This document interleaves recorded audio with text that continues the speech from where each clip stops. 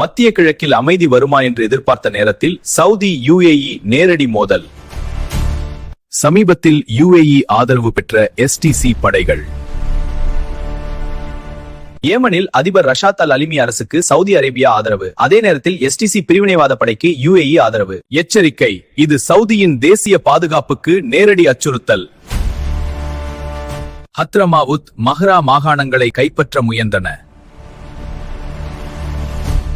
இதன் விளைவாக நேற்று இரவு சவுதி